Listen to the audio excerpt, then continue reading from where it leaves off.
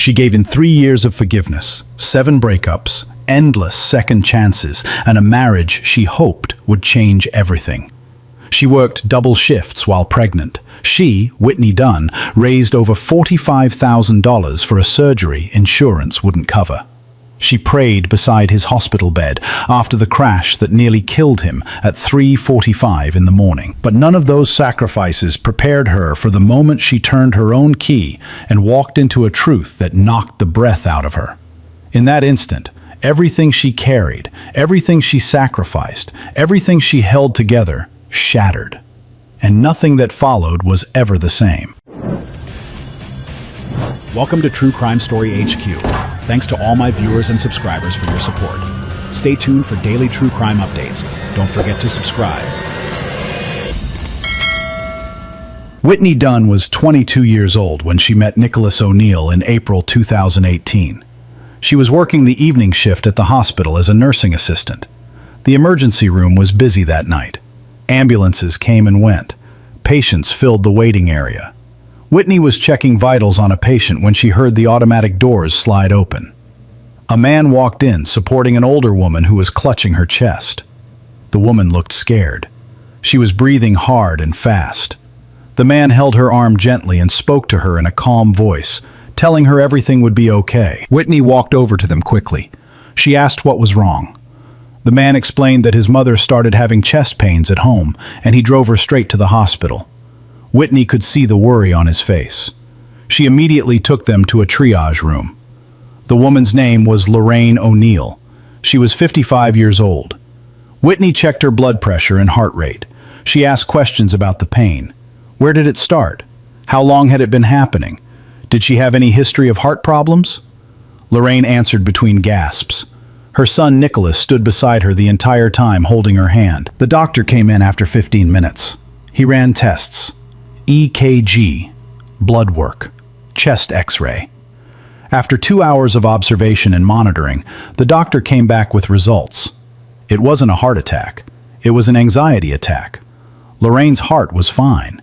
The chest pains were caused by stress and panic. The doctor prescribed medication for anxiety and told her to follow up with her primary care doctor. Lorraine started crying from relief. Nicholas hugged his mother and thanked God out loud. Whitney watched them from the doorway. She thought it was sweet how much he cared about his mother. Before they left, Nicholas approached Whitney at the nurse's station. He smiled at her. His smile was confident and warm. He told her she had kind eyes and a gentle way of speaking that made his mother feel calm during a scary moment. Then he asked for her number. Whitney hesitated. She had been asked out by men at the hospital before. Most of them were players who worked in different departments. She usually said no. But there was something about Nicholas that seemed different. He was well dressed in dark jeans and a nice button-up shirt. He spoke politely. He was clearly devoted to his mother. Any man who loved his mother that much had to have a good heart, she thought. So she wrote her number on a piece of paper and handed it to him. 2 weeks later, they were dating. Nicholas took her to dinner at a nice Italian restaurant. He paid for everything. He asked her questions about her life and her family. He seemed genuinely interested in getting to know her. Whitney told him about her mother Chelsea, who raised her as a single parent after her father died when Whitney was 10. She told him about her dream of becoming a registered nurse. She told him about her church and her faith. Nicholas listened to everything. He told her he admired her drive and her values. He said most women he met only cared about partying and material things. He said Whitney was different. She was special. What Whitney didn't know at that time was that Nicholas O'Neill had never been told no in his entire life. He was Lorraine's only child. His father, Harold O'Neill, died in an industrial accident when Nicholas was 7 years old. Harold worked at a metal manufacturing plant. One day, a machine malfunctioned. The safety mechanisms failed. The machine crushed Harold before anyone could stop it. He died instantly. The company settled with Lorraine for $340,000 in life insurance. When Harold died, Lorraine poured all her grief and love into her son. She saw Nicholas as all she had left of her husband. The little boy had his father's eyes and his father's smile. Lorraine couldn't bear to discipline him or deny him anything, so she gave him everything he wanted. She enrolled Nicholas in private schools, even though public schools in their area were good. She bought him designer clothes and expensive sneakers. When he turned 16, she bought him a car. A nice one. Not a used starter car like most teenagers got. When Nicholas asked for video game systems, she bought them. When he wanted the latest phone, she got it. Nicholas grew up believing that asking for something meant receiving it. He never learned the value of earning or waiting or working for what he wanted. By the time Nicholas was a teenager, problems started appearing. He got into fights at school. Lorraine would go to the principal's office and defend him. She would say the other kids provoked him. She would say her son was just defending himself. When Nicholas got suspended, she didn't punish him. She took him out for ice cream and told him it would be okay. When he was 16, he was caught shoplifting from a department store. Lorraine paid the store to drop the charges. She told Nicholas he made a mistake, but everyone makes mistakes. No real consequences. At 19, Nicholas was arrested for drunk and disorderly conduct at a party. The police called Lorraine at 2 in the morning. She bailed him out immediately. She hired a lawyer. The charges were reduced to a fine and community service. Lorraine paid the fine. Nicholas never did the community service. His mother called in a favor with someone at the courthouse and got it waived. Again, no real consequences. Nicholas's relationship with work was just as problematic. He would get a job, work for a few months, then quit or get fired. He worked at a grocery store and quit because he didn't like the manager. He worked at a call center and got fired for showing up late too many times. He worked at a gym and quit because the hours conflicted with his social life. Every time he lost a job, Lorraine would give him money to hold him over. She would tell him to take his time finding the right fit. She never pushed him to be responsible or independent. By age 21, Nicholas had developed a lifestyle that revolved around partying. He spent every weekend at clubs. He drank expensive liquor. He bought rounds for his friends. He gambled on sports games. He went on trips with his boys to Miami and Atlanta. All of this cost money that he didn't consistently earn. But Lorraine always covered the gaps. She paid his car insurance. She paid his cell phone bill. She sent him money when he ran out before payday. Nicholas learned that his mother would always rescue him. His first serious girlfriend was a woman named Kendra Wallace. She was 20 years old and worked as a bank teller. Nicholas met her at a club. He pursued her hard. He took her on dates and bought her gifts. They dated for 4 months. During that time, Kendra started noticing things. Nicholas had no savings despite working. He lived beyond his means. He went out constantly. He didn't talk about goals or plans for the future. But the breaking point came when Kendra found out he was cheating on her. A mutual friend sent Kendra screenshots of Nicholas messaging another woman. The messages were explicit. Nicholas was telling this other woman he wanted to see her. He was sending her money. Kendra confronted Nicholas in person. He denied it at first. Then, when she showed him the proof, he got angry. He said Kendra was invading his privacy. He said she was being dramatic. He said it was just talking and didn't mean anything. Kendra broke up with him on the spot. She posted about it on social media, calling him out for being a cheater and a liar. Lorraine saw the post. She called Kendra and told her she was wrong for putting her son on blast publicly. She said Kendra didn't understand Nicholas. She said young men make mistakes and need patience. She said Kendra was too immature to handle a real relationship. Kendra told Lorraine that her son was a grown man who needed to be accountable for his actions. Lorraine hung up on her. Then Lorraine went to Nicholas and comforted him. She told him Kendra wasn't the one. She told him the right woman would understand him and be patient with him. Nicholas learned from this that his mother would always take his side no matter what he did. The pattern was set. Nicholas does something wrong, gets caught. His mother defends him. He faces no real consequences. He learns that women are temporary, but his mother's protection is permanent. This pattern followed him into every relationship after Kendra. He would meet a woman, charm her, date her for a few months, cheat on her or lie to her, get caught, break up, move on to the next one. Lorraine was always there in the background, enabling him and making excuses. Unlike other women he had dated, Nicholas saw Whitney as different from other women he dated. She was responsible. She had a reliable job. She was studying to advance her nursing career. She didn't go to clubs or drink alcohol. She went to church every Sunday with her mother. She had goals and values. Nicholas saw her as a challenge. He also saw her as someone who could bring stability to his life. His mother had been pressuring him to settle down. She wanted grandchildren. She wanted to see her son married before she got too old. Nicholas thought Whitney might be the woman who could make his mother happy. The first 6 months of their relationship seemed perfect to Whitney. Nicholas was attentive and romantic. He took her to nice restaurants and paid for everything. Whitney didn't know his mother was funding most of these dates. He talked about wanting to be a better man. He said meeting Whitney made him want to change. He talked about marriage and having children one day. He told her she was different from other women he dated. She was special. She was the kind of woman a man marries. Whitney fell for him. She saw his devotion to his mother and thought it was a good sign. She believed any man who loved his mother that much would make a good husband and father. Nicholas met Chelsea, Whitney's mother, in the 3rd month of dating. Chelsea was polite but reserved. After Nicholas left that day, Chelsea asked Whitney if she was sure about this man. She said something about him felt off to her. She couldn't explain it exactly. Just a mother's intuition. Whitney told her mother she was being overprotective. She said Nicholas was a good man who was trying to improve his life. By month 3, small red flags started appearing. Whitney noticed Nicholas never talked about his finances. When she mentioned saving money or planning for the future, he would change the subject. She noticed he had no savings account, despite working full-time. When she asked about it, he said his mother handled his financial stuff. Whitney thought this was strange for a 24-year-old man, but she didn't push the issue. She told herself every family was different. By month 5, bigger red flags appeared. One night, Nicholas told Whitney he was going out with his friends Desmond and Travis. He said they were going to watch a game at a sports bar.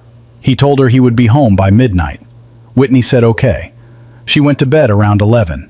She woke up at 2 in the morning and Nicholas still wasn't home. She called his phone. It rang, but he didn't answer. She texted him asking if he was okay. No response. She called again at 3. No answer. She started to panic. What if something happened to him? What if he was in an accident? Nicholas finally came through the door at 8 in the morning. Whitney was sitting on the couch waiting for him. She had barely slept. When she saw him walk in, relief and anger hit her at the same time. She asked where he had been. Why didn't he answer his phone? Was he okay? Nicholas got defensive immediately. He said his phone died. He said he ended up crashing at Desmond's place because he had too much to drink. He said Whitney was acting like his mother. He said she was being controlling and he didn't appreciate being interrogated. Whitney was taken aback. She wasn't trying to control him. She was worried about him. She apologized for overreacting. Nicholas accepted her apology and went to take a shower. Whitney sat on the couch feeling confused. Something didn't feel right, but she couldn't put her finger on it. Month 9 brought the first major crisis. Whitney had been working a late shift at the hospital that ended at 11 p.m. She was tired, but one of her co-workers, a woman named Janet, asked if she wanted to grab a quick drink before heading home. Whitney normally didn't go to bars, but Janet was celebrating her birthday. Whitney agreed to stop by for one drink to be nice. Janet wanted to go to a club, which was a popular spot downtown. Whitney changed out of her scrubs into regular clothes and met Janet there. They walked into the club around 11:30. The music was loud. The lights were low. People were dancing and drinking. Whitney felt out of place. She didn't like club environments. Too loud, too crowded, too much smoke and alcohol in the air. Janet led her to the bar and ordered drinks. Whitney ordered a Sprite. As she stood there looking around, her eyes landed on the VIP section in the back. Her heart dropped into her stomach. Nicholas was sitting on a curved couch. A woman was sitting on his lap. His arm was wrapped around her waist. The woman was laughing and touching his chest. Nicholas was smiling and whispering something in her ear. Whitney felt like the floor disappeared beneath her feet. She stood there, frozen. Janet noticed and asked what was wrong. Whitney pointed toward the VIP section. Janet saw Nicholas and said, "Oh my God." Whitney handed her a drink to Janet and walked toward the VIP section. Her legs felt like they were moving on their own. She walked up to the table where Nicholas was sitting. She stood there silently. Nicholas looked up. When he saw Whitney, his expression barely changed. He was drunk. His eyes were glassy. He looked annoyed that she was there. Whitney didn't yell. She didn't scream. She just stood there looking at him. The woman on his lap realized something was wrong and got up quickly. She grabbed her purse and walked away without saying anything. Nicholas slurred his words and told Whitney she was overreacting. He said the woman was just a friend. He said Whitney was making a scene. His friends Desmond and Travis sat at the same table looking uncomfortable, but saying nothing. Whitney turned around and walked out of the club. Janet followed her. Whitney got in her car and drove home. She didn't cry until she was alone in her apartment. Then she cried until her head hurt. The next morning, Nicholas showed up at her apartment at 9 a.m. He wasn't alone. He brought his mother. Lorraine was dressed in her Sunday church clothes, even though it was a Saturday. She wore a long floral dress and carried her Bible. When Whitney opened the door and saw them both standing there, her first instinct was to slam the door. But she didn't. She let them in because she was raised to be polite. Nicholas and Lorraine sat on her couch. Whitney sat in the chair across from them. Lorraine spoke first. She said she heard about what happened at the club. She said Nicholas told her everything. She said she needed to share something important with Whitney. Lorraine opened her Bible and placed it on her lap. Then she said she had a dream about Whitney 2 weeks ago. In the dream, God showed her Whitney and Nicholas standing at an altar getting married. She saw them with children. She saw them old and happy together. The dream was so clear and powerful that Lorraine woke up crying. She knew it was a message from God. She knew Whitney was the woman meant to save her son. Lorraine quoted Proverbs 31 about the virtuous woman who stands by her husband. She quoted 1 Corinthians 13 about love bearing all things and enduring all things. She said, God doesn't make mistakes in his visions. She said every great man needs a strong woman to help him become who he's meant to be. She said Nicholas was going through a season of growth, and he needed Whitney's patience and faith. She said, if Whitney walked away now, she would be walking away from God's plan. Whitney sat there listening and feeling her resolve weaken. She was raised in church. Her mother, Chelsea, was a devout Christian who taught Whitney to trust God and believe in his plans. Whitney believed in prophecy. She believed God spoke to people through dreams. If Lorraine, a respected church mother, said God showed her this vision, who was Whitney to reject it? What if she left Nicholas and later found out she had given up on God's chosen match for her? Nicholas sat next to his mother, crying. He apologized through tears. He said the woman at the club meant nothing. He said he was drunk and made a terrible mistake. He said he loved Whitney. He said he wanted to be better for her. He begged her for another chance. He promised on his father's grave that it would never happen again. Whitney felt torn. Part of her wanted to tell them both to leave and never come back. But another part of her heard Lorraine's words echoing. God showed me you two married. You're meant to save him. Don't give up on God's plan. After they left, Whitney called her mother. She told Chelsea everything that happened. She told her about Nicholas cheating and about Lorraine's dream. Chelsea was quiet for a long moment. Then she said, dreams are not always from God. She said sometimes people use God's name to manipulate others into doing what they want. She said Whitney needed to listen to her gut. If something feels wrong, it probably is wrong. Whitney thanked her mother but didn't take the advice. She spent 2 weeks praying and going back and forth. Finally, she called Nicholas and told him she would give him another chance. But this was his last one. Nicholas promised her again that he had changed. For the next few months, he was on his best behavior. He came home on time. He answered his phone. He stopped going to clubs as much. Whitney started to relax. She thought maybe Lorraine was right. Maybe that incident at the club was rock bottom, and now Nicholas would grow from it. Maybe the dream was real. Maybe God was testing her faith, and she passed by staying. But the peace didn't last long. Month 14 of their relationship brought another crisis. Nicholas asked Whitney to lend him $2,000. He said his car needed major repairs. The transmission was going out and the mechanic quoted him $2,200 to fix it. Nicholas said he was short and asked if Whitney could help. Whitney had been saving money in an account for emergencies. She had about $4,000 saved. She didn't want to give it to him, but he was her boyfriend and he needed help. She transferred $2,000 to his account. This pattern repeated itself 5 more times over the next 2 years. Each time, Nicholas did something wrong. Each time, Whitney tried to leave. Each time, Lorraine intervened with dreams and scripture. Each time, Whitney took him back. Month 18. Whitney found messages to 3 different women on his phone. Month 21. Nicholas lost his job and lied about it for 6 weeks while pretending to go to work every day. Month 24. There was an STD scare that turned out to be a false alarm, but revealed Nicholas had been sleeping with someone else. Month 28. Whitney caught him leaving another woman's apartment at 2 in the morning. Month 33. Nicholas drained their joint savings account of $4,800 to go on a trip to Miami with his friends without asking Whitney. Her best friend Abigail Warren tried to intervene multiple times. Abigail had known Whitney since high school. She was direct and protective. After the second breakup, Abigail told Whitney that Nicholas was a child and Lorraine was manipulating her.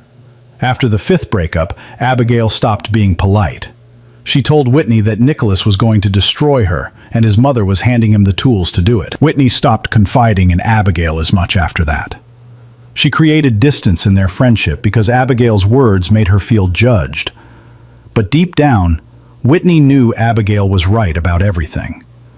The problem was, admitting that meant admitting she had wasted 3 years of her life. It meant admitting that Lorraine's dreams might not be from God.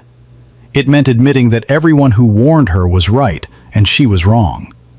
That kind of admission felt impossible. So Whitney kept hoping. She kept praying. She kept believing that the next time would be different. In January 2023, month 36 of their relationship, Nicholas proposed. He didn't do it privately. He did it at church during Sunday service at the church. It was testimony time when members of the congregation could come up and share what God was doing in their lives. Nicholas walked to the front with a microphone. He called Whitney up to join him. Whitney's heart was racing as she walked to the altar. She had no idea what was happening. Nicholas got down on one knee in front of the entire congregation. He pulled out a ring and said Whitney was the woman God created for him. He said she made him want to be a better man. He asked her to marry him. The church erupted in applause. People were clapping and shouting, "Amen." Lorraine stood up and yelled that she had prophesied this 3 years ago. She praised God loudly and waved her hands in the air. The pastor asked everyone to gather around and pray over the couple. Hands were laid on Whitney's shoulders and head. Voices prayed blessings over their marriage. Whitney stood there feeling trapped.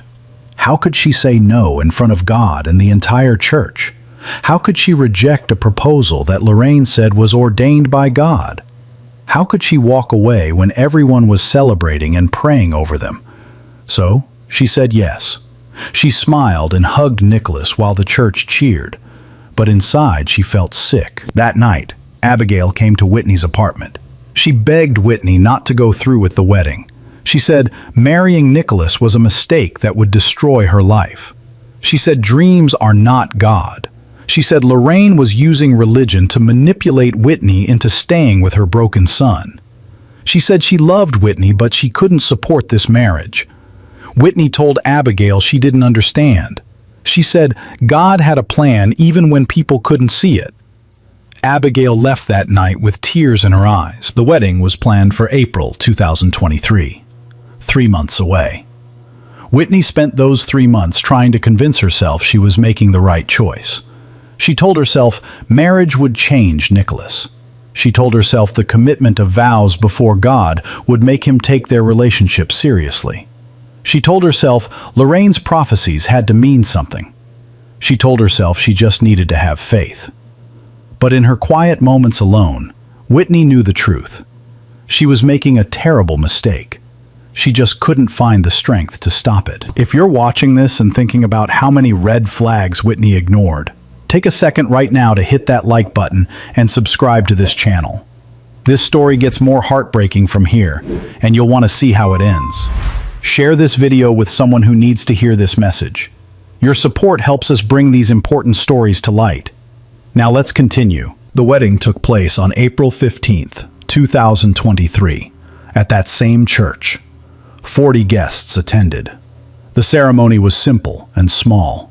Whitney wore a white dress she bought on sale at a bridal shop for $300. It was pretty, but nothing extravagant. Nicholas wore a black suit that Lorraine paid for. The church was decorated with white and pink flowers donated by members of the congregation.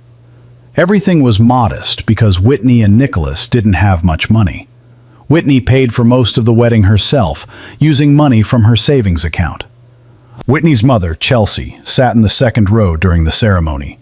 Her face was tight the entire time. She barely smiled. When the pastor asked if anyone objected to the marriage, Chelsea's lips pressed together like she was physically stopping herself from speaking. After the ceremony, she hugged Whitney and whispered in her ear that it still wasn't too late to change her mind. Whitney pulled away and said everything would be fine. Chelsea didn't believe her, but she said nothing more. A mother can only warn her daughter so many times before she has to step back and let her make her own choices. The reception was held in the church fellowship hall. There were tables with white tablecloths. A small DJ setup played music. The church ladies prepared food: fried chicken, macaroni and cheese, collard greens, cornbread, and sweet tea. It was a nice reception despite being simple. Nicholas's best man was his childhood friend Desmond Mitchell. Desmond had known Nicholas since they were 14 years old. They went to the same high school. They partied together. They chased women together. Desmond knew exactly what kind of man Nicholas was because he was the same kind of man. During the reception, Desmond stood in the corner near the DJ booth. He was on his phone texting. He looked up at one point and saw Nicholas also on his phone. Nicholas was sitting at the head table next to Whitney, but Whitney was talking to her cousin. Nicholas had his phone under the table. Desmond could see Nicholas's face clearly. He was smiling at whatever was on his screen. His fingers were typing fast. Desmond knew that look. He had seen it 100 times. Nicholas was texting women. Multiple women. At his own wedding reception, while his new wife sat right next to him, he just watched and stayed quiet. Lorraine gave a toast during the reception that made several guests uncomfortable. She stood up holding a glass of champagne. She tapped the glass with a fork to get everyone's attention. The room got quiet. Lorraine smiled wide and said she wanted to thank God for this beautiful day. She said her son had found his Proverbs 31 woman. She said God's vision had come to pass exactly as he showed her 3 years ago. She said she knew from the moment she met Whitney that this girl was sent by God to save her son. She said Nicholas was blessed beyond measure to have a woman of such faith and devotion. Whitney smiled, but inside she felt uncomfortable. The way Lorraine talked about her didn't feel like a compliment. It felt like an assignment. Like Whitney's job was to fix Nicholas, not to be loved by him. Like Whitney existed to serve a purpose in Nicholas's life rather than being valued as a person. But Whitney pushed those feelings down. Everyone applauded when Lorraine finished her toast. The DJ played music again. People went back to eating and dancing. Whitney tried to enjoy her wedding day, but something felt wrong. That night, Whitney and Nicholas went to a hotel for their wedding night. Lorraine had paid for a nice room at a downtown hotel as a gift. When they got to the room, Nicholas immediately turned on the TV to watch sports highlights. Whitney changed into the lingerie she had bought for this night. She came out of the bathroom feeling nervous and excited. This was supposed to be a special moment, but Nicholas barely looked at her. He said he was tired and asked if they could just go to sleep. Whitney felt hurt, but she didn't say anything. She changed into pajamas and got into bed. Nicholas fell asleep within minutes. Whitney lay awake, staring at the ceiling, wondering what she had just done. The first 3 months of marriage seemed better than the dating years. Nicholas came home on time most nights. He went out with friends less often. He seemed more present and engaged with Whitney. He helped around the house sometimes. He talked about their future and having children. Whitney allowed herself to relax. She thought maybe marriage had finally changed him. Maybe the commitment of vows in front of God and family meant something. Maybe Lorraine's prophecy was finally coming true. Whitney started to believe she had made the right choice. In July 2023, month 4 of their marriage, Whitney started feeling sick in the mornings. She felt nauseous. Her breasts were tender. Her period was late. She took a pregnancy test at home. It came back positive. She took 2 more tests to be sure. All 3 showed positive. Whitney was shocked but also excited. She had always wanted to be a mother. She imagined Nicholas as a father holding their baby. She imagined family dinners and birthday parties and school plays. She believed a baby would solidify Nicholas's commitment to their family. Whitney waited until Nicholas came home from work to tell him. She had the 3 positive pregnancy tests lined up on the bathroom counter. She called Nicholas into the bathroom and showed him. His reaction was not what she expected. He stared at the tests for a long moment. His face was blank. No smile, no excitement, no joy. He just stood there looking at them. Then he said, "That's cool, okay?" Just like that, flat, emotionless. Like Whitney had told him what was for dinner, instead of telling him they were having a baby. Whitney felt her excitement drain away. She asked Nicholas if he was happy. He said, yeah, of course he was happy. It was just unexpected. It was a lot to process. He needed some time to wrap his head around it. Whitney understood. She told herself he just needed time to adjust to the idea. Not everyone reacts with immediate joy. Some people need to process big news. She tried to be understanding and patient. That night, Nicholas told Whitney he was going out with Desmond and Travis. He said they were meeting up to watch a game. Whitney asked if he could stay home so they could talk about the pregnancy. Nicholas said they would talk tomorrow. He said he really needed to clear his head. Whitney didn't want him to go, but she didn't want to seem controlling. So she said okay. Nicholas left at 9 p.m. By midnight, Whitney called his phone. No answer. She texted asking if he was okay. No response. By 2 a.m., she was worried. By 4 a.m., she was angry. Nicholas finally walked through the door at 4:17 in the morning. He was drunk. His eyes were red and glassy. He could barely walk straight. He smelled like alcohol and cigarette smoke and something else.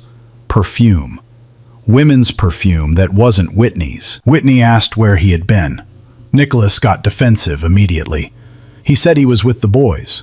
He said Whitney was already starting to nag him and the baby wasn't even born yet. He said he needed space. He said becoming a father was scary and he needed time to process it. Whitney tried to talk to him, but Nicholas went straight to the bedroom and passed out on the bed fully clothed. Whitney sat on the couch and cried quietly. She realized in that moment that having a baby wasn't going to change Nicholas. If anything, it made him run away faster. The next few weeks confirmed Whitney's fears. Nicholas went back to his old patterns immediately. He stayed out late on weekends. He went to clubs with his friends. He came home drunk multiple times. His paychecks from his warehouse supervisor job disappeared as fast as he earned them. He made $3,200 a month, but was always broke by the second week. Whitney had no idea where his money went.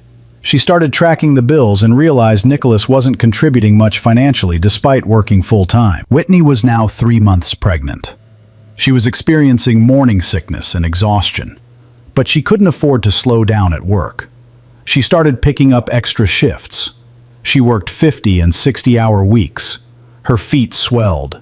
Her back ached. She was tired all the time. But the bills had to be paid. The rent was due. Food had to be bought. Baby supplies needed to be purchased. Nicholas wasn't handling any of it, so Whitney did. One Saturday afternoon in September, Abigail came to visit. She hadn't seen Whitney in over a month. They had been distant since Whitney got married, despite Abigail's warnings. When Abigail walked into the townhouse, she was shocked by what she saw. Whitney looked exhausted. There were dark circles under her eyes. Her scrubs were wrinkled. The house was messy, with dishes piled in the sink and laundry on the couch. Whitney was 3 months pregnant and looked worn down. Abigail sat Whitney down on the couch. She asked directly if Nicholas had changed. Whitney tried to lie. She said everything was fine. They were adjusting to married life and preparing for the baby. Abigail cut her off. She said she could see through the lie. She asked where Nicholas was right now. Whitney admitted he went out with friends on a Saturday afternoon when his pregnant wife was home alone. Abigail shook her head. She told Whitney that Nicholas hadn't changed, and he never would. She said Whitney needed to leave before the baby came. It would be harder to leave after. Whitney needed to protect herself and her child now. Whitney responded that she couldn't leave now that she was pregnant. She had to try to make it work. She said maybe fatherhood would change him once the baby was actually here. Abigail's face got hard. She told Whitney she didn't have to try. Trying would kill her. She said Nicholas was going to drown Whitney and drag that baby down with her. Whitney got defensive. She asked Abigail to leave. She said Abigail didn't understand marriage. She said marriage required sacrifice and hard work. Abigail stood up. She walked to the door and turned back. She told Whitney that sacrifice is supposed to be mutual. Nicholas wasn't sacrificing anything. Only Whitney was bleeding for this marriage. Then Abigail left. Whitney sat alone in her living room and cried. She knew Abigail was right about everything. Nicholas hadn't changed at all. The wedding was just a performance. The first 3 months of seeming better were just another temporary reformation before he returned to his true self. But admitting that meant admitting failure. It meant facing the reality that she was about to be a single mother. It meant going back to church and seeing Lorraine's disappointed face. It meant hearing everyone say, "I told you so." So, Whitney did what she had been doing for 3 years. She pushed the truth down deep. She convinced herself things would get better. She told herself the baby would change everything once Nicholas held his child in his arms. She kept hoping, and hoping almost killed her. By September 2023, Whitney was 5 months pregnant. Her belly was showing clearly now. She had to buy maternity scrubs for work because her regular ones didn't fit anymore. She bought them at a discount store because money was tight. Her back pain got worse every week. She developed swelling in her ankles that made it hard to stand for long periods. Her doctor told her she needed to rest more and reduce her work hours. Whitney couldn't afford to do that. Nicholas was going out 4 to 5 nights a week now and contributing almost nothing financially. Nicholas would leave the house around 9 p.m. and return anywhere between 3 and 5 in the morning. Sometimes he didn't come home at all. He would text Whitney saying he crashed at Desmond's place. Whitney stopped asking where he went because every question turned into a fight. Nicholas would accuse her of being controlling. He would say she was acting like his mother instead of his wife. He would say becoming a father was stressful and he needed outlets to deal with it. Whitney learned to stay quiet. It was easier than fighting while pregnant. Whitney started noticing symptoms that worried her. She experienced unusual discharge that had a strong smell. There was burning and discomfort when she used the bathroom. At first, she tried to ignore it. She thought maybe it was just normal pregnancy symptoms. The pregnancy book she read mentioned all kinds of changes happening to a woman's body. But after 2 weeks, the symptoms got worse instead of better. The smell became more noticeable. The discomfort increased. Whitney knew something was wrong. She made an appointment with her obstetrician, Dr. Lisa Reynolds. The appointment was on a Tuesday afternoon in late September. Whitney took a half day off from work. She hated taking time off because it meant less money on her paycheck. But this couldn't wait. She drove to the medical office and checked in. After a short wait, a nurse called her name. Whitney followed the nurse to an examination room. The nurse took Whitney's blood pressure and weight. Everything seemed normal. The doctor came in a few minutes later with a warm smile. Dr. Reynolds had been Whitney's OB since the start of her pregnancy. She was a kind woman in her 50s with gray hair and gentle hands. She asked Whitney how she was feeling. Whitney described the symptoms she had been experiencing: the discharge, the smell, the burning. Dr. Reynolds' face became more serious as she listened. Dr. Reynolds did a routine examination. She measured Whitney's belly and listened to the baby's heartbeat with a Doppler. The baby sounded strong and healthy. Then Dr. Reynolds did a pelvic examination. Whitney lay back on the examination table with her feet in stirrups, feeling uncomfortable and vulnerable. Dr. Reynolds was quiet during the examination. When she finished, she took off her gloves and washed her hands. She told Whitney to get dressed and that she would be right back. Whitney got dressed and sat on the examination table waiting. Her heart was beating fast. Something was wrong. She could tell by the doctor's face. She sat there for what felt like forever, but was probably only 10 minutes. Dr. Reynolds came back into the room holding a tablet computer. She sat down on the rolling stool and looked at Whitney with kind but serious eyes. She told Whitney that she had run some tests during the examination. The tests came back positive for 2 infections: bacterial vaginosis and trichomoniasis. Both are sexually transmitted. Dr. Reynolds explained the infections gently. She said they were treatable with antibiotics that were safe during pregnancy. The baby would most likely be fine. But she needed to ask Whitney a sensitive question. When was the last time Whitney had intimate contact with her partner? Whitney thought about it. She and Nicholas hadn't been intimate in about 3 weeks, maybe longer. Whitney had been too uncomfortable with her pregnancy. Her belly was getting bigger. Her back hurt. She was tired all the time. She hadn't felt like being intimate. She told Dr. Reynolds it had been at least 3 weeks. Dr. Reynolds' face showed understanding and sadness. She didn't have to say the words out loud. Whitney understood immediately what this meant. If Whitney hadn't been intimate with Nicholas in 3 weeks, but she had sexually transmitted infections, that meant Nicholas gave them to her, which meant he had been with someone else, another woman, recently, while Whitney was pregnant with his child, while she was working 60-hour weeks to support their family, while she was sacrificing her health and energy to save money for their future. He had been with another woman and given Whitney infections that could potentially harm their baby. Whitney sat on that examination table and felt something break inside her.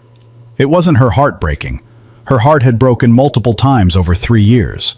This was different. This was the moment Whitney realized that Nicholas would never change. Not for her. Not for their marriage. Not even for their unborn child. He was incapable of being faithful or responsible or decent. He was incapable of putting anyone above himself. This was who he was. This was who he would always be. Dr. Reynolds prescribed antibiotics. She explained that Whitney needed to take them twice a day for 7 days. She also said Nicholas needed to be treated as well, or he could reinfect Whitney. She gave Whitney paperwork with information about the infections. She told Whitney to call if she had any questions or concerns. Whitney nodded but barely heard her. She took the prescription and the papers and walked out of the office in a daze. Whitney sat in her car in the parking lot for 20 minutes before she could drive. She stared at the prescription in her hands. She thought about confronting Nicholas. She imagined the conversation. She imagined him denying it, then admitting it, then getting angry that she was upset, then blaming her for not being intimate with him lately, then promising it wouldn't happen again. The same cycle they had been through 7 times already. Whitney was tired. She was so tired of the cycle, so tired of the lies, so tired of fighting. She drove home in silence. When she got to the townhouse, Nicholas wasn't there. She looked at the time. It was 3 in the afternoon on a Tuesday. He should have been at work. Whitney checked her phone. No messages from him. She called him. The phone rang 5 times, then went to voicemail. She didn't leave a message. She went into the bathroom and stared at herself in the mirror. Her face looked older than 25. Her eyes looked sad and empty. She barely recognized herself. Whitney called Abigail. Her hands were shaking as she dialed. Abigail answered on the second ring. Whitney's voice broke as she told her what happened.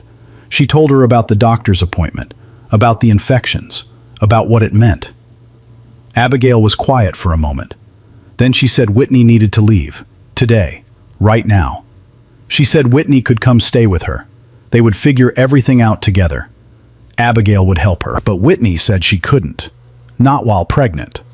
She said she would leave after the baby was born. She just needed to get through the pregnancy first. Then she would figure out what to do. Abigail begged her to leave immediately. She said Nicholas would only get worse. She said staying was dangerous for Whitney and the baby. But Whitney had made up her mind. She said she was staying until the baby came.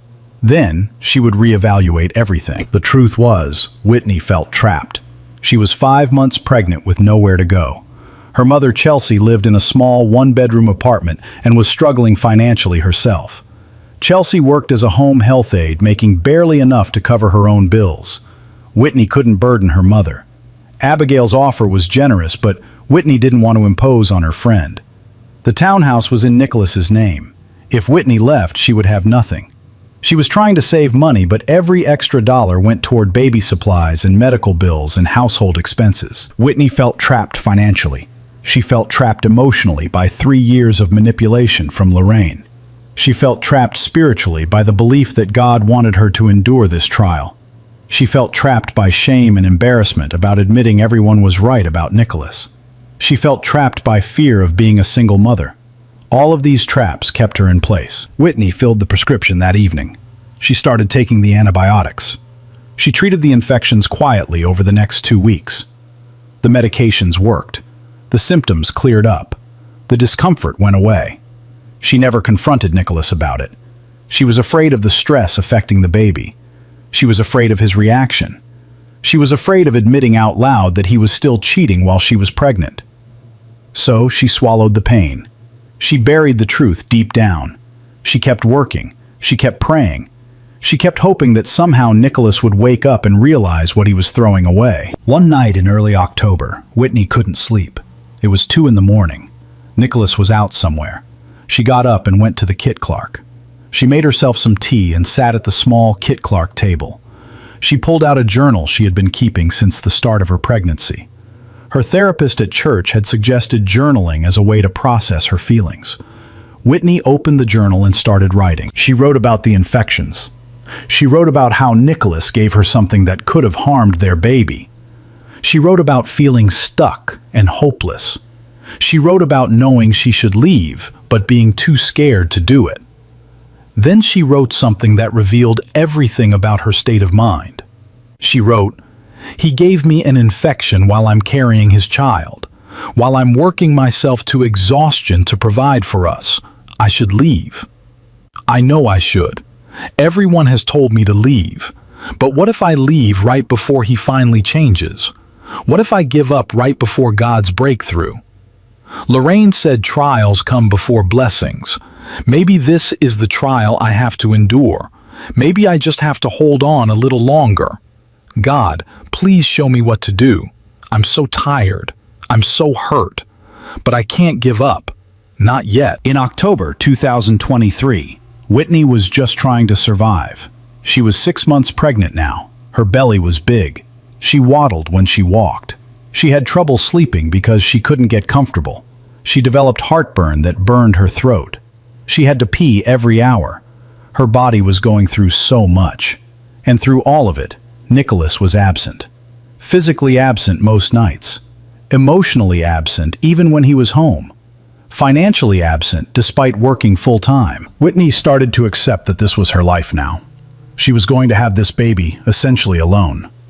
She was going to raise this child essentially as a single mother, even though she was married. Nicholas wasn't going to change. The prophecies weren't going to come true. The dreams Lorraine claimed to have from God were lies used to keep Whitney trapped.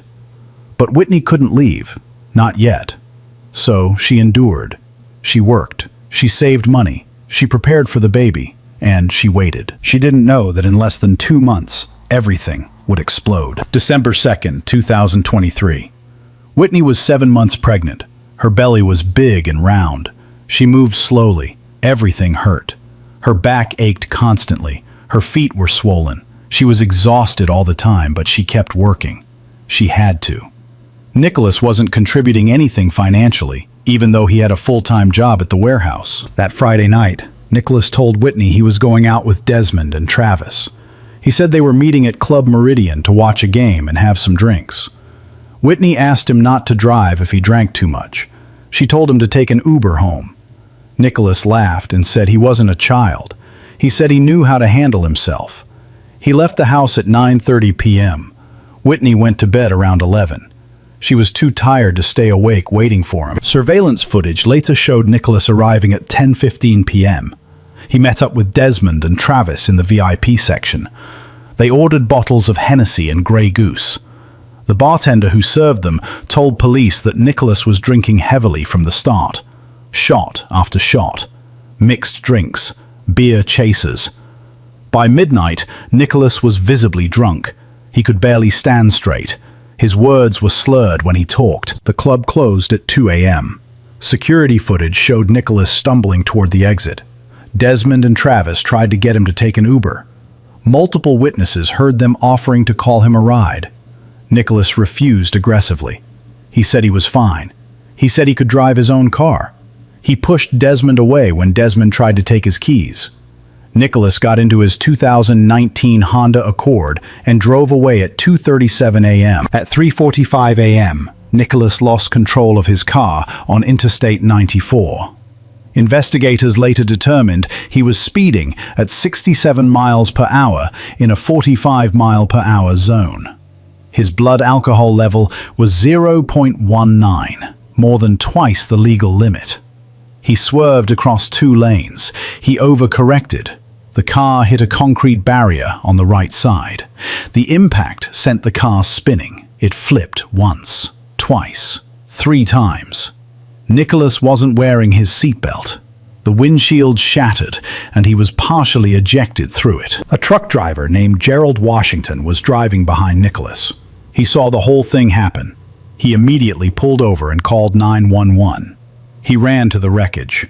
Nicholas was halfway through the windshield. There was blood everywhere. Gerald was afraid to move him in case it made injuries worse. He stayed with Nicholas until the ambulance arrived. He held Nicholas's hand and told him to stay awake. Nicholas was in and out of consciousness. He kept saying he was sorry, over and over. "I'm sorry, I'm sorry, I'm sorry." The paramedics arrived at 3:52 a.m. They carefully extracted Nicholas from the vehicle. His injuries were severe, massive internal bleeding, fractured spine at the L1 through L4 vertebrae, shattered pelvis, broken ribs, collapsed lung. They rushed him to Mercy General Hospital, the same hospital where he and Whitney first met 5 years ago. The hospital called Whitney at 4:30 a.m. The phone rang and rang. Whitney woke up confused. When she answered, a nurse told her that Nicholas had been in a car accident. He was in emergency surgery. She needed to come to the hospital immediately. Whitney's heart stopped. She asked if he was alive. The nurse said yes, but his condition was critical. Whitney threw on clothes and drove to the hospital. Her hands shook on the steering wheel. She was 7 months pregnant and terrified. She arrived at 5:30 a.m. A nurse directed her to the surgical waiting area. Whitney sat in a plastic chair under fluorescent lights. She waited for 4 hours. She called Lorraine to let her know what happened. Lorraine arrived an hour later. She sat next to Whitney and prayed out loud. She prayed for God to spare her son's life. She prayed for a miracle. She prayed for healing. Whitney sat there, numb. She didn't know what to feel. Fear, anger, worry, relief that he was alive, rage that he drove drunk again. At 9:45 a.m., the surgeon came out. Dr. Samuel Clark was still wearing his scrubs. He looked tired. He told Whitney and Lorraine that the surgery went well. They stopped the internal bleeding. They stabilized his spine. Nicholas was alive. But then Dr. Clark said something that changed everything. He said Nicholas had severe spinal cord damage. The fractures in his lower spine crushed the spinal cord. He would never walk again without a specialized surgical procedure that had only a 40% success rate. Whitney asked about the surgery. Dr. Clark explained it was a highly complex procedure. It involved spinal cord reconstruction and nerve grafting. Only a few surgeons in the country performed it. The cost was $45,200, and insurance wouldn't cover it because the procedure was classified as experimental. Also, because Nicholas was drunk driving when the accident happened, his insurance company denied coverage for anything beyond emergency life-saving treatment. Whitney felt like the floor disappeared beneath her. $45,000. Where would she get $45,000? She was a nursing assistant making $32,000 a year. She had about $18,000 in savings that she had worked for years to accumulate. Nicholas had nothing. She already knew he had nothing. But she had to ask. 2 weeks later, Nicholas came home from the hospital. Whitney's mother, Chelsea, and Abigail helped set up the townhouse for wheelchair access. They moved furniture. They set up a hospital bed in the living room. They installed grab bars in the bathroom. Nicholas came home angry and bitter. He blamed everyone. He blamed the road conditions. He blamed other drivers. He blamed the car. He never once took responsibility for driving drunk. Whitney sat Nicholas down the day after he came home. She asked him directly if he had any savings, any money put away for emergencies. Nicholas looked away. He said no, he had nothing. Whitney asked about the money he earned over the past 3 years. Nicholas got defensive. He said the money was spent. It was gone. He didn't want to talk about it. Whitney didn't push. She already knew the answer. Every dollar he ever earned went to clubs, alcohol, women, and gambling. He made no plans for their family, no plans for emergencies, no plans for their baby, no plans at all. Whitney cried that night. Not because of the money. She cried because she finally understood completely who she married. A man who lived only for himself. A man who would never put their family first. A man who made no preparations for anything. She was 7 months pregnant with a paralyzed husband and no money for the surgery that could help him walk again. But even through all of that, Whitney made a choice. She decided to fight for him one more time. Whitney launched a mission to raise $45,000. She didn't know if it was even possible, but she had to try. She started with family. She called her mother Chelsea first. Chelsea had very little money, but she gave Whitney $2,000. It was most of her savings. She told Whitney she didn't have to do this. She told Whitney that Nicholas didn't deserve her sacrifice. But Whitney said she made a vow before God, for better or worse. This was the worse. She had to honor her vows. Whitney called Nicholas's mother, Lorraine. Lorraine cried on the phone and promised to help. She said God would provide. She said she saw this in a dream, and God showed her the money would come.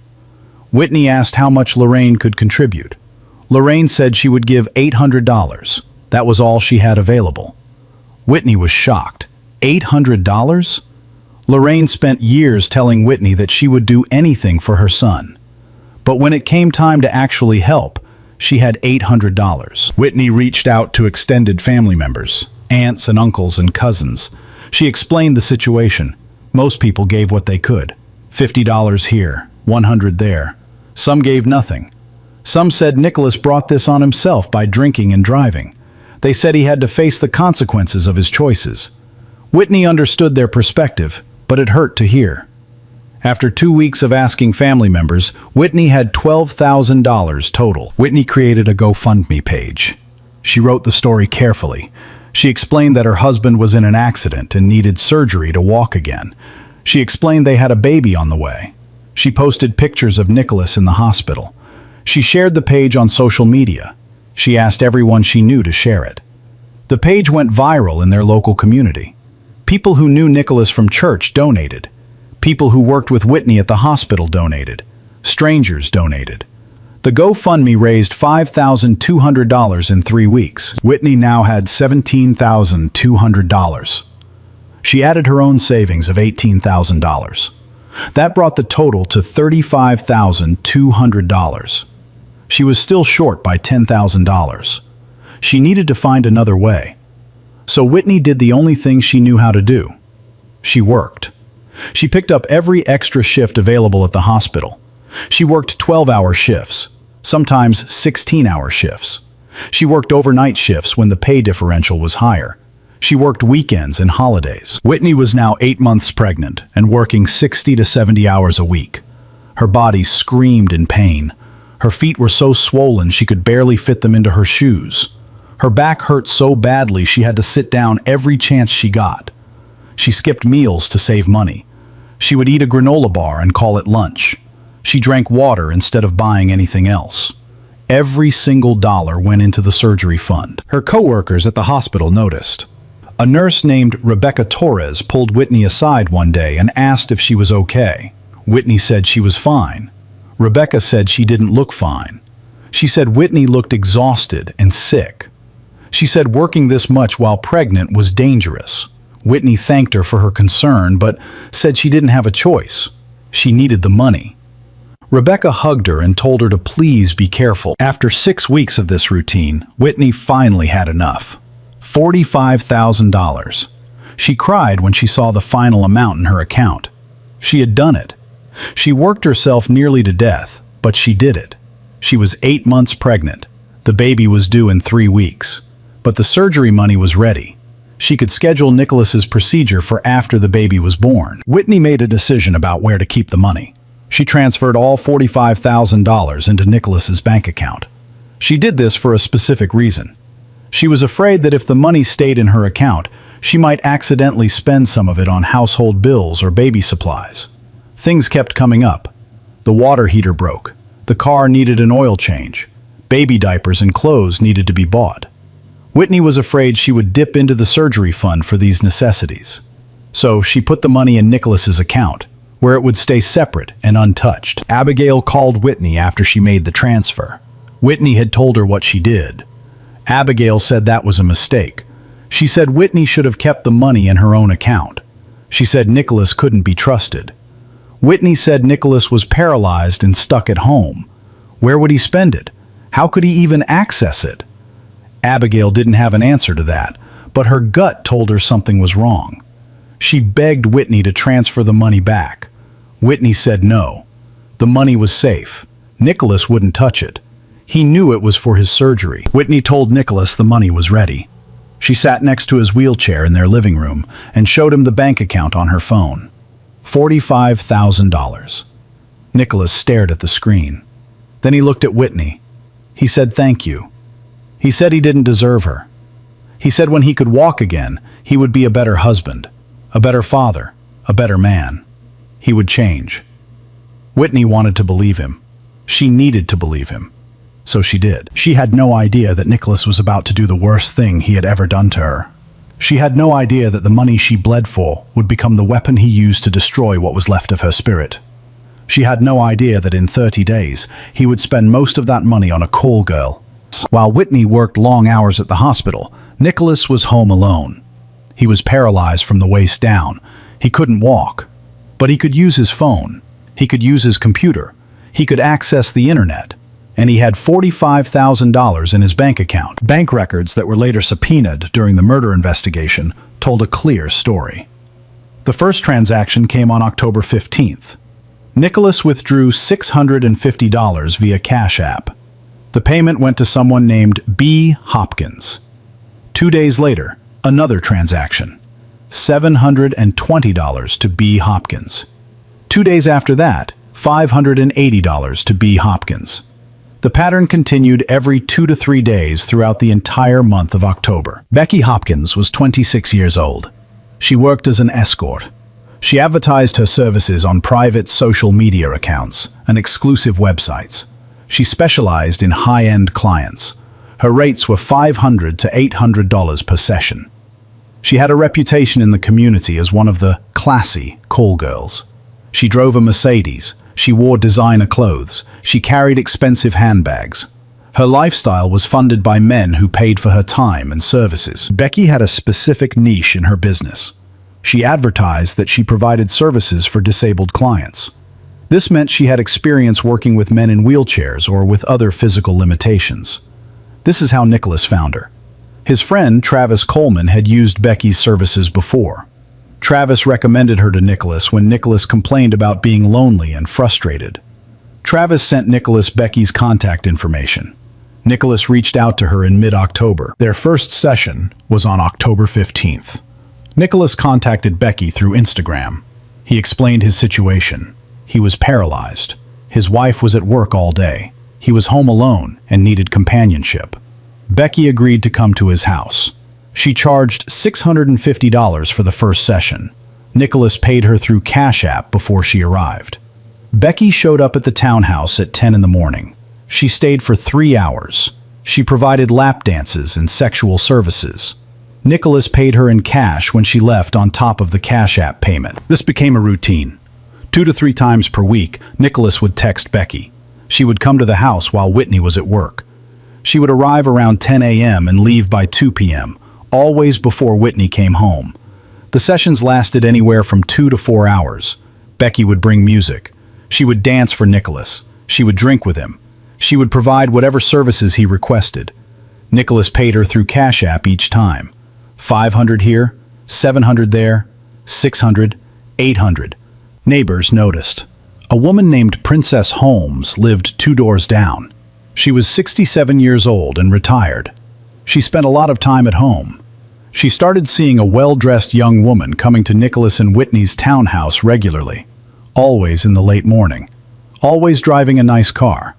Princess thought maybe it was a physical therapist at first, but something felt wrong. The woman dressed too nice for a therapist. Too much makeup, too flashy. Princess mentioned it to her husband, but they minded their own business. Another neighbor, named Gerald Thompson, saw the same woman multiple times. He worked from home and had a view of the street. He noticed the Mercedes pulling up. He noticed the young woman getting out with her designer bag and high heels. He noticed she always left around 1 or 2 in the afternoon. He thought about saying something to Whitney, but he didn't want to get involved. He later told police he regretted not speaking up. Over the course of 30 days, Nicholas spent $19,300 on Becky Hopkins. But that wasn't all. Bank records showed additional spending. Nicholas ordered alcohol delivery through apps like Drizzly, premium liquor, expensive bottles of Hennessy and Grey Goose and Patron. He spent $12,000 on alcohol in 1 month. He also gambled online through apps like DraftKings and FanDuel. He lost $8,000 betting on sports games. He ordered designer clothes online. Gucci sneakers he would never wear because he couldn't walk. $3,000 on clothes. In total, Nicholas spent $42,300 in 6 weeks, out of $45,000 that Whitney nearly killed herself to raise. He left $2,700 in the account. He destroyed his own chance to walk again. He spent the money his pregnant wife starved herself to save. He paid a call girl with funds meant for his surgery. And he did it all without a single moment of guilt or hesitation. Criminal psychologist Dr. Angela Reeves later analyzed Nicholas's behavior for the court case. She said, "This wasn't about sex or loneliness. This was about power and control." Nicholas lost all physical power when he became paralyzed. He couldn't walk. He couldn't work. He was dependent on Whitney for everything. This made him feel helpless and emasculated. Spending Whitney's money on a call girl gave him back a sense of control. It was his way of asserting dominance in a situation where he had none. The cruelty wasn't accidental. Using Whitney's hard-earned money was part of the power dynamic. It was intentional punishment for his own inadequacy. Becky Hopkins was later interviewed by police detectives. She showed no remorse whatsoever. She arrived at the police station with her lawyer. She answered questions coldly and without emotion. When detectives asked if she knew Nicholas was married, she said yes. When they asked if she knew about the baby, she said she didn't ask about his personal life. When they asked if she knew the money was meant for his surgery, she said how would she know that? When they asked if she felt any responsibility for what happened, Becky said she felt no responsibility at all. She told detectives that Nicholas was a grown man who made his own choices. She said she didn't force him to call her. She didn't force him to spend money. What he did with his wife's money wasn't her concern. She said she provided a service and he paid for it. That was business. The detectives were disgusted. One detective asked her if she had any conscience at all. Becky's lawyer told her not to answer. Becky just shrugged. She had to move to another state and change her name. By December 14th, only $2,700 remained in the surgery account. Nicholas knew Whitney would eventually check. He had been trying to think of a way to explain it. He thought about lying and saying the account was hacked. He thought about blaming the bank for a mistake. But he never got the chance to try any of those lies. Because on December 14th at 7:47 p.m., Whitney came home early from work and discovered something much worse than empty bank accounts. Before moving on, a quick thank you to everyone watching and supporting this channel. Your presence truly keeps it alive. This community continues to grow because of people who believe in real, meaningful storytelling.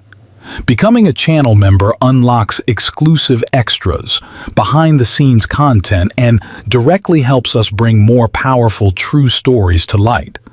Your support makes a real difference, and we'd love to know who's here. Drop a comment below and tell us where you're watching from. If you're still tuned in right now, write, "I'm still here" in the comments. Let's see who's watching till the end. Don't forget to like this video too. Now let's continue. Whitney was exhausted.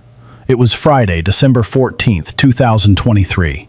She had just finished a double shift at the hospital, 12 hours on her feet. She was 8 months pregnant. Her belly was huge. Her back screamed in pain. Her ankles were swollen like balloons. She skipped lunch again to save money. She ate a granola bar from the vending machine. That morning, she had deposited $800 into Nicholas's surgery account, money from her latest paycheck. She felt good about that. The surgery was scheduled for January 15th, right after the baby was due on January 3rd. Whitney left work 30 minutes early. Her supervisor told her she looked terrible and needed to go home and rest. Whitney didn't argue.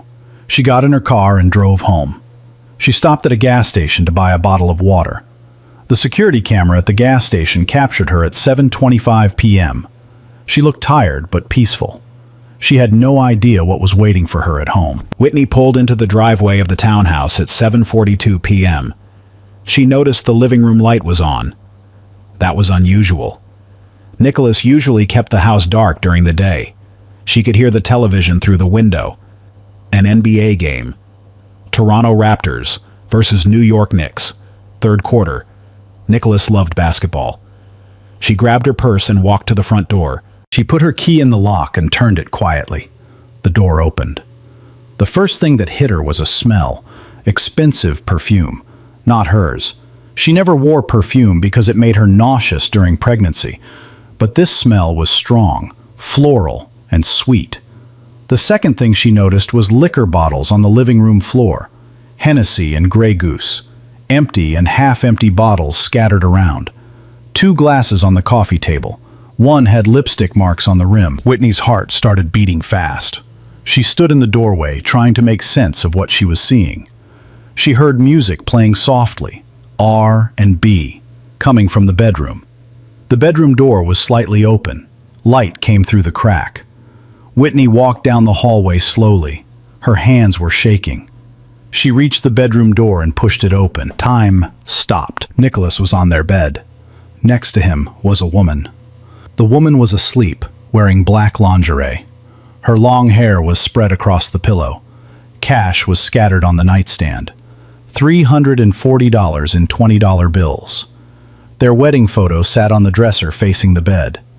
Whitney stood there, unable to move, unable to breathe, unable to process what she was seeing. Her brain couldn't make sense of it. Nicholas was paralyzed. He couldn't walk. He was stuck in a wheelchair. How was he on the bed? Who was this woman? Why was there money? What was happening? Whitney's mind went blank. Not from shock exactly, from something deeper.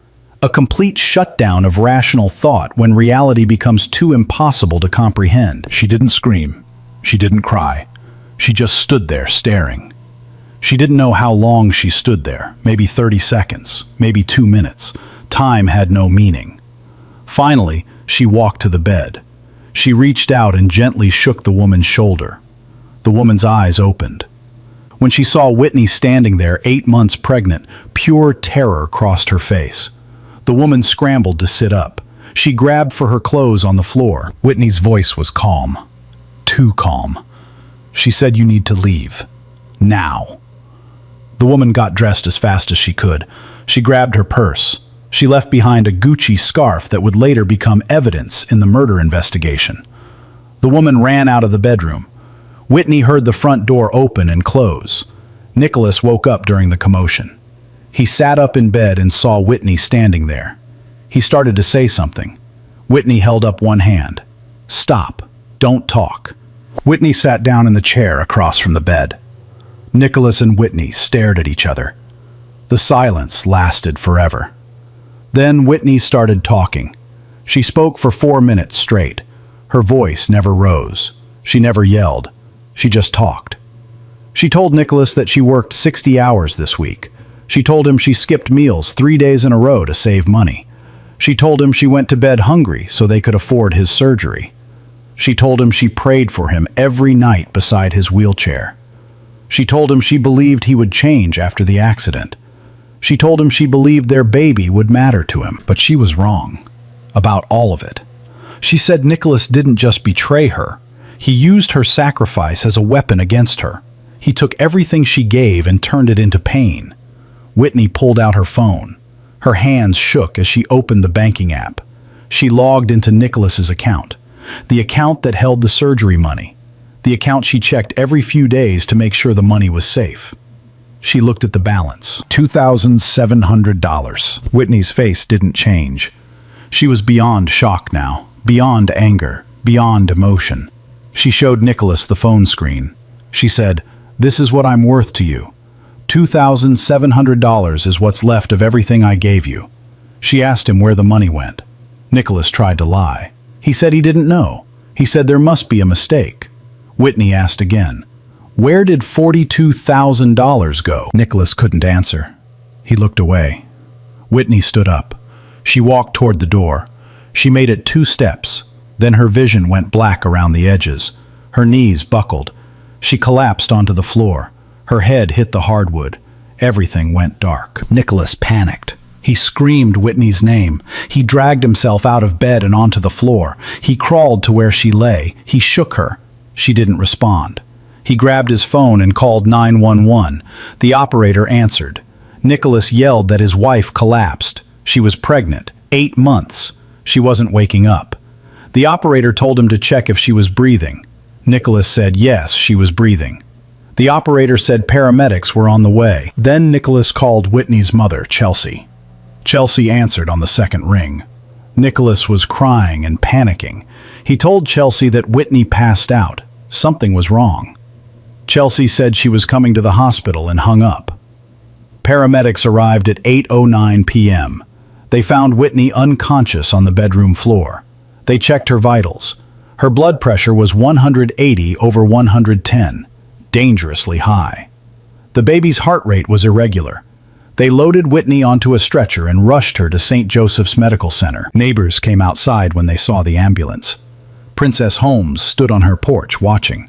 She said out loud to her husband that she knew something bad was going to happen. She said that poor girl worked herself to death for that man. Another neighbor recorded video on their phone.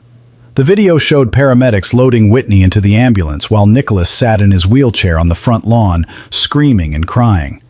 The video was later used as evidence in the murder trial. Whitney was rushed to the emergency room. She remained unconscious during the entire ride.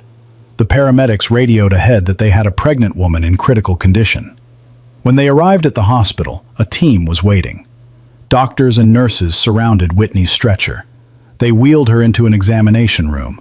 Everything that happened next would determine whether Whitney and her baby survived, and everything that happened after would determine whether Nicholas would. Whitney arrived at the medical center at 8:34 p.m.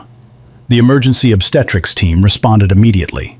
Dr. Lisa Reynolds, Whitney's obstetrician, was called in from home. She arrived within 20 minutes.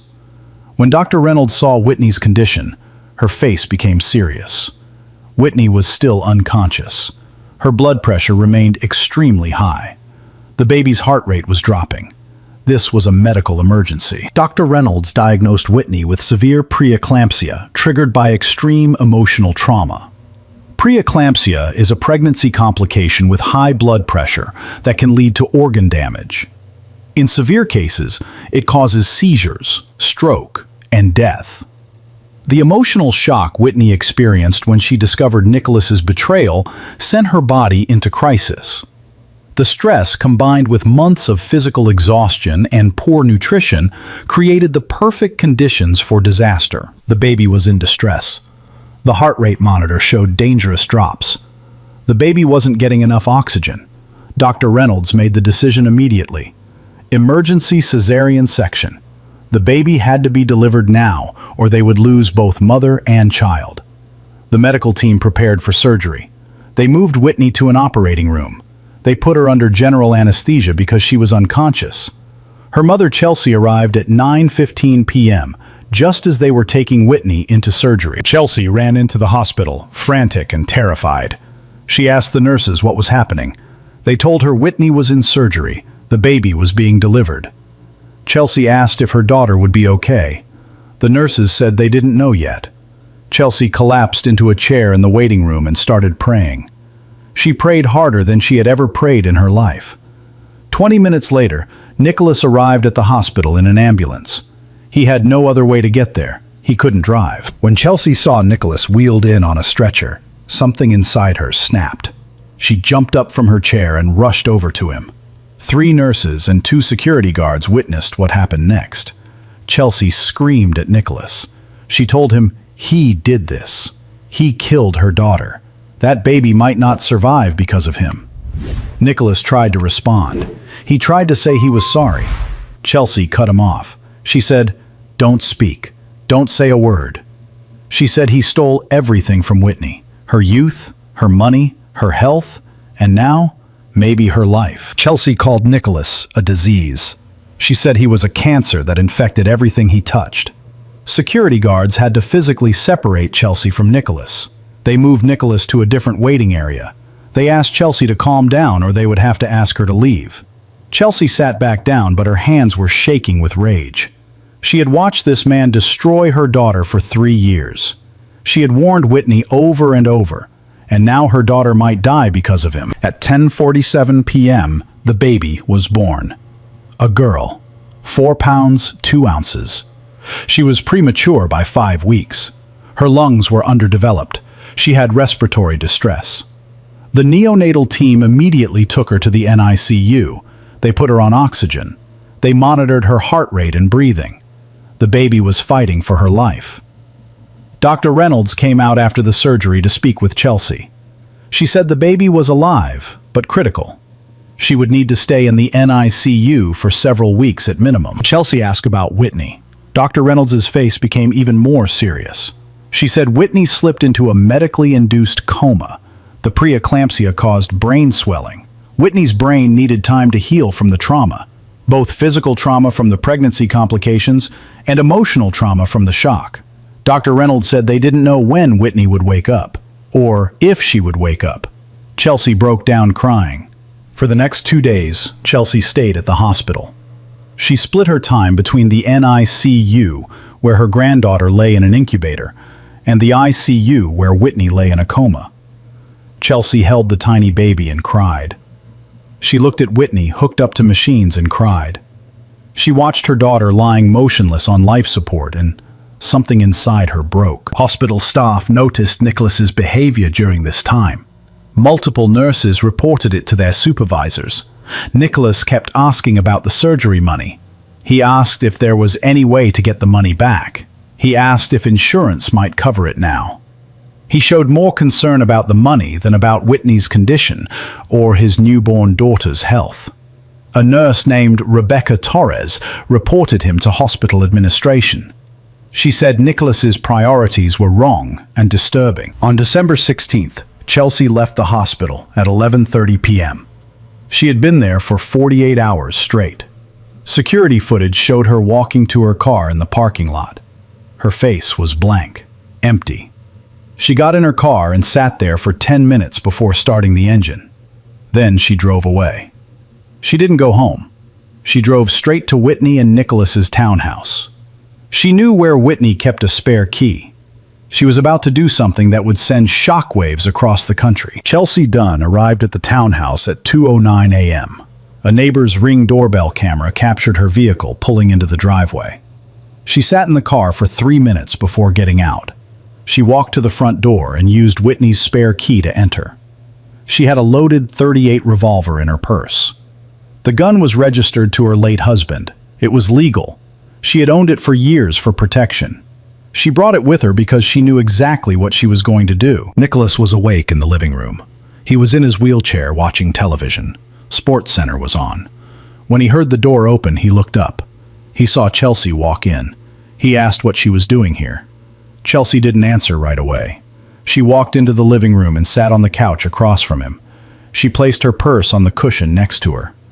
Nicholas asked again if Whitney was okay. Chelsea finally spoke. She said, "No, Nicholas. Whitney is not okay. She's in a coma. She might never wake up. And you did that to her." Nicholas started to respond. Chelsea held up her hand to stop him. She said she wanted to talk to him, and he needed to listen. Nicholas nodded. Chelsea spoke calmly, too calmly. She said her daughter was on life support, fighting for her life because of him. His daughter was born premature and might not survive because of him. She said Nicholas had 3 years to change, 7 chances to do better, a marriage to take seriously, a baby on the way to motivate him, a near-death experience to wake him up. But none of it mattered. He still chose cruelty over love, betrayal over loyalty, himself over everyone. Nicholas tried to interrupt. He said, when Whitney wakes up, he would make it right. Chelsea's face hardened. She said, if Whitney wakes up. If. She said Whitney might never open her eyes again. His daughter might grow up without a mother, all because Nicholas couldn't stop destroying everything he touched. Nicholas said he loved Whitney. He said he made mistakes, but he loved her. Chelsea laughed. It was a cold laugh with no humor in it. She said Nicholas didn't know what love was. Love doesn't betray. Love doesn't steal. Love doesn't give infections to pregnant women. Love doesn't spend surgery money on prostitutes. Nicholas's phone was under the couch cushion. He had accidentally left an audio recording app running from earlier that day. The phone captured fragments of this conversation. Police would find it later. The audio was partial and unclear, but it captured enough. Chelsea's voice saying, "My daughter might die because of you." Nicholas's voice saying, "I can change, I swear." Chelsea's voice saying, "You've had 3 years to change. You didn't. You won't. And I'm not going to let you hurt them anymore." At 2:34 a.m., Chelsea reached into her purse and pulled out the revolver. Nicholas saw the gun and his face went white. He said, "Chelsea, please." Chelsea stood up. She walked closer to him. She stood approximately 4 feet away. Nicholas tried to wheel his chair backward, but there was nowhere to go. Chelsea raised the gun. Nicholas put his hands up. He begged her not to do this. Chelsea fired 3 shots. The first bullet hit Nicholas in the chest. The second hit him in the chest. The third hit him in the abdomen. Nicholas slumped forward in his wheelchair. Blood spread across his white t-shirt. He made a gasping sound. Then he went silent. Chelsea stood there holding the gun for a moment. Then she sat back down on the couch. She placed the gun on the coffee table. She looked at Nicholas's body. She felt nothing. No regret, no guilt, no fear, just emptiness. Chelsea sat with the body for 6 minutes. She didn't cry. She didn't panic. She just sat there in the quiet house. At 2:44 a.m., she picked up her phone and called 911. The dispatcher answered. Chelsea's voice was calm and steady. She said her name was Chelsea Dunn. She was at this address. She just shot her son-in-law. He was dead. She would be there when police arrived. The dispatcher asked if Chelsea was injured. Chelsea said no. The dispatcher asked if anyone else was in the home. Chelsea said just her and him. The dispatcher asked if she still had the weapon. Chelsea said no. The gun was on the table. She wasn't holding it anymore. The dispatcher asked why she shot him. Chelsea said because he destroyed her daughter, and she wasn't going to let him destroy anyone else. Police arrived at 2:52 a.m. Officers found Chelsea sitting on the couch, exactly as she described. Her hands were visible and empty. The gun was on the coffee table. Nicholas's body was in the wheelchair. Chelsea didn't resist when officers handcuffed her. She stood up calmly and walked to the police car. She didn't ask for a lawyer. She didn't say anything except that she did what she had to do. At the police station, lead detective Mark Wilson conducted the interrogation. Mark was a 20-year veteran of the homicide division. He had seen everything, but this case was different. Chelsea waived her right to an attorney initially. She wanted to talk. She wanted to explain. Mark read her rights and started recording. Chelsea confessed to everything. She said she planned it. She brought the gun. She went to the house knowing what she would do. She shot Nicholas 3 times and watched him die. Mark asked if she regretted it. Chelsea said no. She said she would do it again. She explained everything Nicholas did to Whitney over 3 years. The cheating, the lying, the STI while pregnant, the drunk driving crash, spending the surgery money on a call girl, putting Whitney in a coma, creating a motherless newborn. Chelsea said if Whitney wakes up, she will have nothing. No husband, but also no money. A premature baby, medical debt, trauma she'll carry forever. but at least she'll be safe. Chelsea said Nicholas couldn't change. 3 years proved it. Paralysis didn't humble him. Marriage didn't reform him. Fatherhood didn't matter to him. Someone had to stop him before he finished destroying Whitney's life.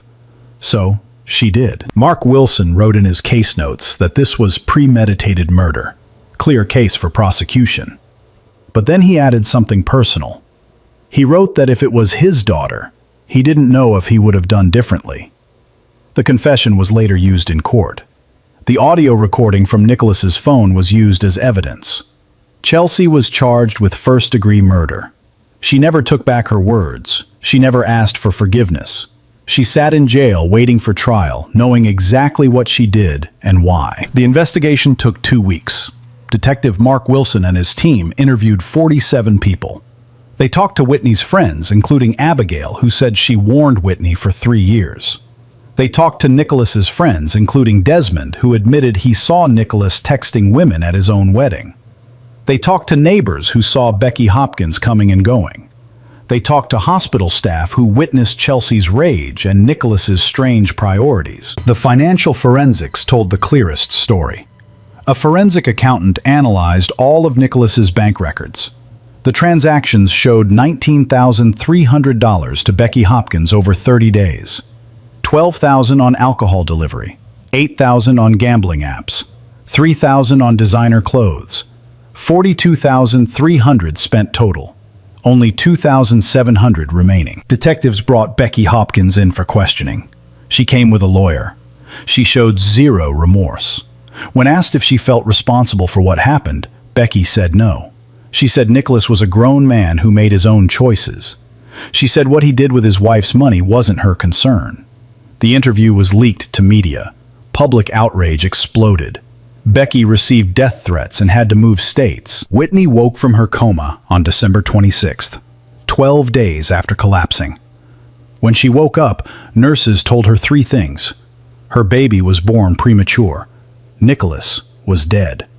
Her mother was in jail for murder. Whitney broke down completely. She asked to see her daughter. Nurses wheeled her to the NICU. Whitney held her tiny baby for the first time and cried. She named her Riley O'Neill. The trial began in March 2024. Chelsea was charged with first-degree murder. District Attorney Kenneth Harper argued this was straightforward murder. He said vigilante justice is not justice.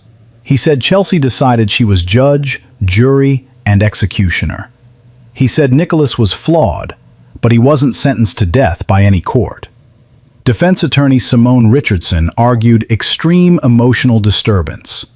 She said Chelsea watched her daughter nearly die. She held her premature granddaughter. She saw devastation caused by years of abuse. She snapped. This was a mother protecting her child. Whitney testified at the trial. She was wheeled into court visibly weak. She told the jury she loved Nicholas. She gave him everything. She worked herself nearly to death to save him. And he used that money to betray her. She said her mother shouldn't be there. Nicholas should be there answering for what he did. But he's not. Because someone had to stop him. The courtroom erupted. The judge called for order. Lorraine also testified. She broke down on the stand. She admitted she enabled Nicholas his whole life. She said she manipulated Whitney with fake dreams because she wanted Whitney to fix her son. She said if anyone should be on trial, it was her. She created the monster that destroyed Whitney's life. After 6 hours of deliberation, the jury returned a verdict. Guilty of second-degree murder, not first-degree. They acknowledged extreme emotional disturbance. Sentencing came 2 weeks later. Chelsea was sentenced to 15 years to life. Eligible for parole after 12 years. The judge allowed Chelsea to address the court.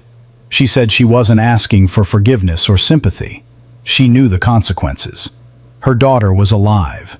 Her granddaughter had a chance.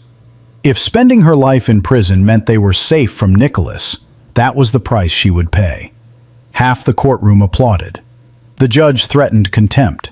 As Chelsea was led away in handcuffs, she looked at Whitney one last time. Whitney mouthed, "I love you." Chelsea nodded. Whitney spent 4 months recovering physically. Psychological trauma continues. She moved back with relatives. She raises Riley alone with family support.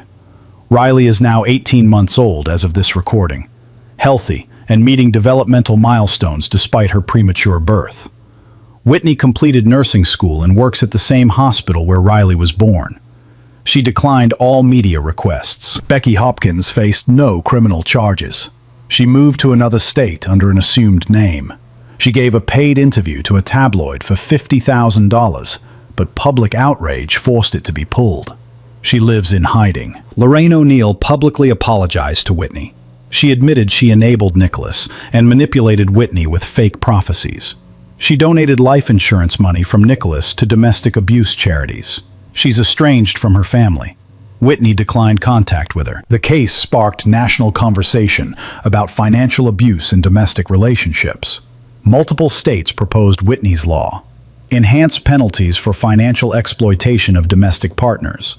4 states passed it with 8 more pending. Community support for Whitney was overwhelming. A new GoFundMe raised $127,000. Whitney used it to pay medical bills and secure housing. She's rebuilding her life slowly. For her daughter, for her mother, for herself. It's not the life she planned, but it's the life she survived to have. If this story impacted you, share this video. Comment your thoughts. Was Chelsea a murderer or a mother protecting her child?